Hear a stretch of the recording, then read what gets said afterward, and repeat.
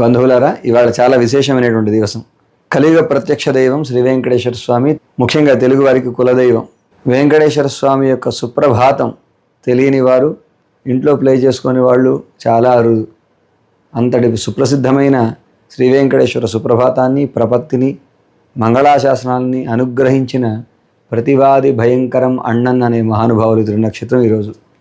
వారు మనవాళ మామూల యొక్క 8 మంది ప్రధాన శిష్యులు, అష్టదిగ్గజాలంటారు. వారిలో వీరొకరు. ఈ మహానుభావులు ఏం చెప్పారు సమాజానికంటే, మనకు గురువును ఉపయోగించుకొని దైవాన్ని చేరుతాము, ఆ తర్వాత గురువుని ఇగ్నోర్ చేయడం మనకు అలవాటు. కాదు, దైవం కన్నా ఆ దైవాన్ని చూపిన గురువు ఎంతో విన్న అని చెప్పినారు ఈ మహానుభావులు. ఇది మనం గుర్తుపెట్టుకోవాలి. మీరు సుప్రభాతాన్ని జాగ్రత్తగా గమనించి ఉంటే అందులో శ్రీ వెంకటేశ చరణవు శరణం ప్రపద్యే, శ్రీ వెంకటేశ్వరు యొక్క పాదాలే దిక్కుగా వరిస్తున్నాను అంటారు. ఎలాంటి వెంకటేశుడు? సౌమ్యజామాతృమునిన మమ దర్శితౌతే శ్రీ వెంకటేశ చరణవు శరణం ప్రపద్యే. సౌమ్యజామాతృమునులు, సుందరజామాతృమునులు లేదా మణవాళ మాములు, వరవరములు అని పిలువబడే మా గురువు గారి చేత చూపబడిన పాదాలు కలిగిన శ్రీ వెంకటేశ, నీ పాదాలనే దిక్కుగా భరిస్తున్నాను అన్నారు. అంటే ఇతడే నాన్న అని అమ్మ చేత చూపబడిన నాన్నగారు మీరంటే నాకు ఇష్టం అన్నట్టు. ఇప్పుడు ఎవరు ముఖ్యం? అమ్మే. అలాగే మన జీవితంలో గురువే ప్రధానము, తర్వాతే దైవము. ఈ విషయాన్ని మనకు చెప్పినటువంటి మహానుభావులు శ్రీ ప్రతివాది భయంకరం అన్నన్. ఆ మహానుభావుల యొక్క తిరునక్షత్రం ఆషాఢ మాసంలో వచ్చే పుష్యమి నక్షత్రం. వారు కాంచీపురంలో అవతరించారు.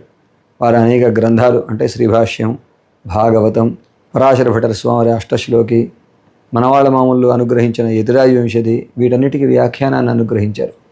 అలాగే మనవాళ మామూల యొక్క వైభవాన్ని చెప్పేటువంటి వాడి తిరునామాలు, వాటన్నిటినీ ఆ మహానుభావులు అనుగ్రహించారు.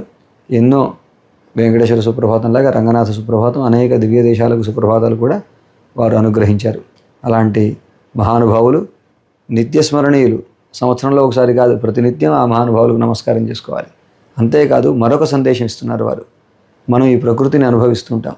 మంచి స్ట్రాబెర్రీ ఫ్లేవర్ బాగుందండి, అన్నయ్య గారి ఫాల్స్ బాగుందండి, మరొకటి బాగుందండి, ఎంజాయ్ చేస్తుంటాం. అలా కాదు చూడాల్సింది.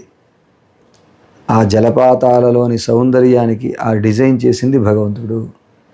ఈ జలపాతాలన్నీ నీ పాదాలు కడగడం కోసం ప్రవహిస్తున్నాయి స్వామి అనుకోవాలి.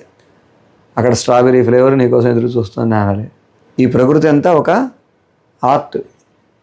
ఆయన పరమాత్మ ఆర్టిస్ట్. ఆ జగదాత్మకు ఈ ప్రకృతిలోని అందాలన్నీ కూడా సమర్పితం అవ్వాలి. ఆ భావనతో జగత్తును చూడాలి.